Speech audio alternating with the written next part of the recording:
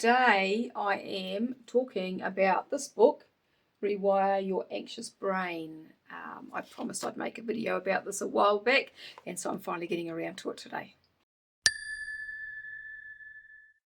Hi there, my name is Sue. Welcome to my channel. As I said, I am discussing this book today, Rewire Your Anxious Brain. And the reason that I was reading that book is that anxiety has been an issue for me pretty much all of my life, but it got worse over the last few years. So if you've not visited my channel before, I'll just do a quick kind of rundown on where I'm at. So I've just turned 60 this year. I've been eating a carnivore diet for the last nearly 2.5 years, and that has helped me massively with my health. It has helped to an extent with my anxiety and with depression as well, because that's been a thing for me off and on for a very long time. But it hasn't resolved my anxiety, even though I kind of feel generally a lot calmer. I've kind of had this anxiety issue that has become very influenced by my gut and my bowel. So I've had IBS diarrhea for years, and that's one of the things that I'm working to resolve completely on the carnivore diet. It is much, much better than it was, but I still have my little moments, which then kick off my anxiety again still. But my anxiety had become very kind of controlled, influenced by that, and then that would influence what was going on with my bowel as well. So it goes both ways. That whole gut-brain axis thing is very, very real, and the stress that is caused by the anxiety would kind of upset things, and still does sometimes. So that's something that's been kind of quite stressful, and I feel has kind of slowed down my healing and my results with my new way of eating. And so it's something that I really kind of wanted to get as resolved as I could. And that's the reason for buying the book and for reading it. So what I have found with this book is that it has been incredibly helpful because it explains about all the different parts of the brain and what they do. And so the main ones that I've kind of the main things that I've kind of taken from this are with regards to the amygdala and the cortex. So the amygdala is the part of the brain that kind of, it's that kind of reptilian, like old part of the brain that's about safety and that kind of works on autopilot. It's got nothing to do with thinking. It's just reacting. And then the cortex is the thinking part of the brain.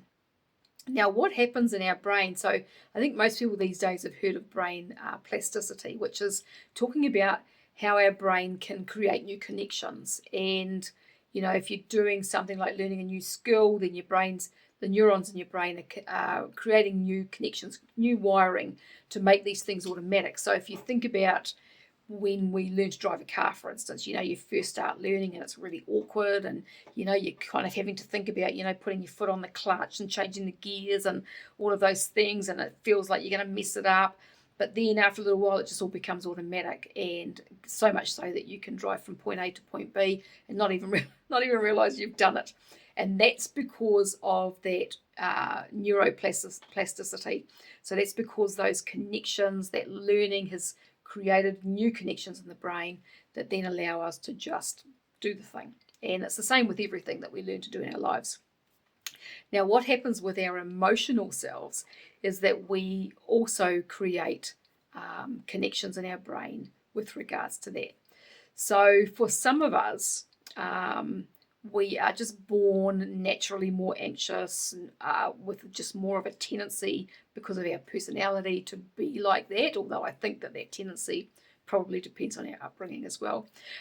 For others, we have trauma in our childhood that can create these connections that can cause anxiety. And then there can be things that happen as adults that do the same thing, just depending on situations and things that happen in our lives. And so when we have an issue with anxiety, it's because of when it's chronic, something that's a repetitive kind of thing that always happens. It's because of connections in the brain that have been created in response to situations in our lives. And so this book explains about how these different parts of the our brain works. The difference between the right and the left hemisphere of the brain, and how that may influence some things. And then the amygdala, as I said, which is a small part in the center of the brain that is the thing that it controls the hypothalamus, and it is the thing that kind of runs on autopilot depending on our past experiences. So the amygdala, the way that we can control that is through our thinking. Our thinking influences it. So, and that's the cortex. So, for example, in my situation, as I said, I've had decades of IBS diarrhea. I first started having trouble with this actually when I was a teenager. So it's been a very long time, but it had got worse over the years. And then because I ended up with mold illness, which I speak about in a lot of my videos, it had got way worse. And so my anxiousness about my bowel has become a real thing. And because I run my own business, I'm working one-on-one with people, my anxiousness and my fear would always be around having to excuse myself to go to the toilet multiple times, because that's happened a lot through my life, whether, at work or even in my personal life. You go to someone's house and get uptight because I've always had kind of this anxiety around people. I always joke, that I'm kind of allergic to other humans, I think that's from things that happened to me as a child. So that's been trauma as a child that's kind of kicked that off. And so there's always been this kind of discomfort around other people.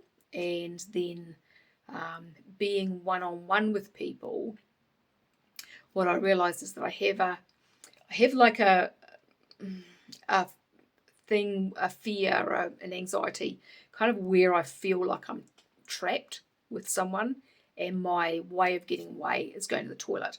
And I think that's also come from when I was a child. So I understand, I've worked out with myself kind of why I have these issues and what's been going on. But trying to resolve them is the difficult thing. And so in my business now, when I'm working one-on-one with somebody, if my bowel or my digestive system or belly is feeling a little bit unsettled, that unsettles my mind, and I'm worried that I'm going to have to excuse myself. But then what I have also found over the years is that my thinking process about that potentially happening even before I'm seeing somebody as a client kicks off my belly and my bowel and makes it upset. So it kind of goes both ways, which is a real pain. Now things are a lot better than what they were, but it's still there, and so I'm trying to now that I have an understanding of what's been going on, why it started, and what's actually happening. Now it's the kind of, okay, so how do I undo this? Because it is that brain plasticity, it is those connections that have been created from when I was a child, and then through, because this has been going on for so long, those connections have really been wired in my brain. And so I'm trying to learn how to undo that. And this book, the explanation of how the brain works, has made the understanding of how to undo that a whole lot clearer. And so the next thing is that when this is happening in our brain, and our amygdala is kind of in this high alert thing. So basically it's about keeping us safe. The amygdala's role is to be scanning all the time, and it's wanting to make sure that it's keeping us safe. And so if it's on high alert, it's like the old robot out of Swiss Family Robinson, if you remember that program. It's like, warning, warning, Will Robinson, and then it sends messages to the hypothalamus, which then kicks off the whole fight or flight system, and then that causes this kind of cascade of reactions throughout our bodies. And so before I even started looking into all of this, I kind of knew, like I used to say, I feel like I'm in this constant fight or flight response. That was how I felt. And that's been going on for a really long time. And so when you're like that, that's giving your body a really hard time. It's it's creating, adrenaline and cortisol and all of these hormones that, when they're chronic, are causing damage in your body. And so it is something that's that you really, if you're in that sort of situation, as I have been, that you really need to try and resolve. And so some of the other things that happen when you are in that situation is that, because the brain is looking for danger all the time, it starts seeing all sorts of things as danger. So it's really common for people with these sorts of issues to have, health issues like CIRS, chronic inflammatory response syndrome, histamine issues, food sensitivities and allergies, IBS, diarrhea. It's because the brain is seeing lots of things as danger, and so it's creating a response in the body that's seeing these things as danger. And so, in my case, I've had years of loads and loads of food sensitivities, and it always seemed like I'd find something that I could eat, and then after eating it for a little while, my body would become sensitive to it. And I've had times where my food choices have been really limited because I just couldn't eat anything else. And so that's all a part of this as well. So when we have this type of thing going on, as I said, the amygdala is kind of going on autopilot. It's just looking for danger, sending warning signals, doing its thing. The cortex, the thinking part of the brain, can make this better or worse. And so I know in my case, and I was really conscious of this for such a long time, I had this kind of repetitive thinking that would go on where I was talking to someone, making excuses for why I needed to go to the toilet. So, I might be thinking in my head, that I'm going to say to them, oh, I've just got a bit of an upset belly, it must have been something I ate, and because then people are like, well, what did you eat? And this, and so I'm this kind of repetitive excuse making going on in my brain, which would kind of ramp up the anxiety and make it worse. And so that's some of the things that they talk about in this book is about stopping that, because the cortex, the thinking part of our brain, can absolutely control this. And the thinking can be kind of automatic. Like, I know that in my case it was, and you may not even realize you're doing it until you start paying attention. So I became really aware that I was doing this, but I didn't know what to do instead. I just knew that I was doing it. And I guess for me, with all the self-analysis that I've done, I've kind of realized that my fear around all of this is, embarrassment and shame, and my big one was rejection. So, having bowel issues and having diarrhea, I mean, for some people it just really grosses them out. They don't even want to know. They don't want anyone talking about diarrhea because it really messes with them. And then for anybody, it's just not a pleasant subject, especially for a woman. And so it makes it really hard to kind of live life and be able to function when you've kind of got this sort of thing going on. And I'm just so absolutely grateful and thankful that I am finally getting on top of all of this, because it's been decades that it's been a problem. So the obvious question then becomes, okay, how to change? So there's been some things that I've gleaned from this book that have been really helpful, and also by listening to other people talking about brain retraining online and doing a bit more reading online. So one of the things that they suggest that you do in this book is to make yourself do or stay in the situation that creates anxiety. So make yourself, instead of running away from what you don't want to do and from the situations that make you anxious, they suggest that you do them, that you design exposure exercises that are going to make you, that would normally kick your anxiety off, and make yourself do them. So for me, I mean, I've kind of been doing that for years, because I've made myself carry on with my life and do some of the things that make me uncomfortable. I really haven't had much choice in that, because my husband doesn't work, and so I've been the breadwinner for years, and so that I've had to make myself do this stuff. And so I've been, even in the past, I was quite grateful that I had to, even though it was difficult, because if I'd had the option, I probably would have become a hermit and stayed in the house and not done anything, because that would have been the easier way for me to do that. But because I've had to keep going and keep functioning, that has actually been a blessing for me, because it's not, then I haven't been able to allow myself to just hibernate and stay in my comfort zone. For those people who have been able to pull themselves, back out of life and just stay in their little comfortable space, that becomes more difficult to get out of, because that brain plasticity has really created those connections where the fear and the anxiety are much, much worse. So that is a big thing, is to be able to design those exercises and make yourself do those things. So if you are, for example, if you're anxious about spiders, for example, you could design exercises where you're putting yourself somewhere close to a spider and monitoring your thoughts, so that you are thinking coping thoughts rather than, oh, I need to get away from this. It's okay. The spider's just there. It's not going to hurt you. It's not going to do anything. It's like creating the thoughts in your mind that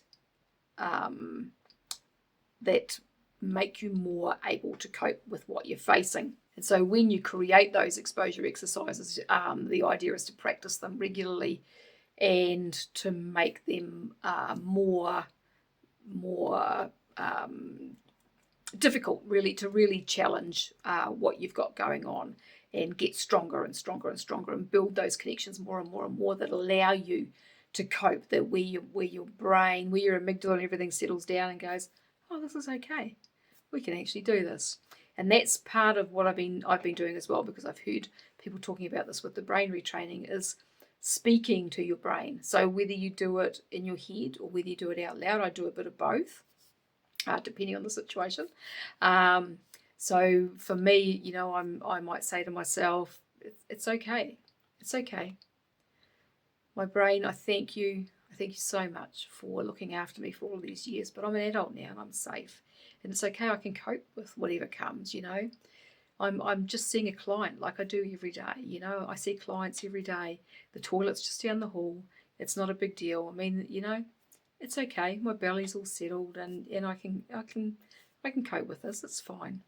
And what I do when I'm actually with clients and I start to feel the anxiety rise and I start to feel something going on in my belly, is that I speak like that in my brain, in my head, quietly, in my mind. So it's not out loud. So I might be working on my client, but in my mind I'm telling myself, it's okay. It's all right. Thank you for looking after me, but you don't need to. You can just relax. You can just relax and settle down. It's okay. And that really helps, because I've gone from that habitual making excuses as to why I might need to go to the toilet in my mind to, it's okay. It's all right. You can do this. It's okay. Which really helps to calm things down. Sometimes it takes a little while, and occasionally I do need to excuse myself and go to the toilet. But I'm finding that more and more I can stay and I can settle things down, which is absolutely fantastic. So basically that sort of technique is replacing your anxiety thoughts with coping thoughts. And they talk about that in this book as well. And so you're building resilience and building those new connections in your mind. Every time you manage to stay in that situation that you would normally run from, you're building resilience and building those connections that are gradually changing the way that your amygdala sees that thing that's been causing you anxiety. Of course, the other things that you can do is just to do the things that help to lower your stress levels and lower the response of your sympathetic nervous system. So things like exercise and meditation. So I personally am back to exercising every day, which is amazing, and meditating every day, which is really helping. And I've been talking a little bit about that on my channel as well. And I am so incredibly happy to be back doing those things every day. And so basically, if this is a problem for you and you're looking at this book, to try and decide whether to buy it and to see whether it can help you. I would suggest absolutely spending the money to buy this book. As I said, I've got a link to it below, and you can go and check it out. And basically, just learn from what the authors have written in there. Do the exercises, take their advice, and then just take it one day at a time. This can take a long time to resolve, and sometimes you're going to fail. Failure is okay.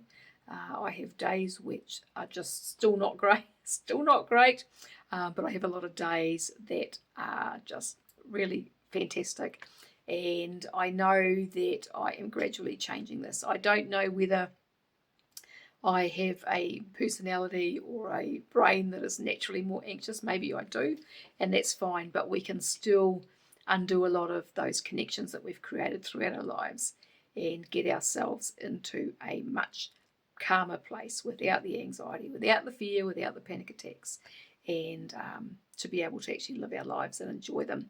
So that's my video about this book. As I said, the link's below if you wanted to have a look at it. If anxiety and panic attacks and fear and worry are a thing for you, I would highly recommend it. So if you like this video, make sure to subscribe. Make sure to like and share with anyone you think might be interested. If you've got any comments or questions, pop those below and I'll get to them as soon as I can. I thank you very much for watching, and I will talk to you again another day. Goodbye for now.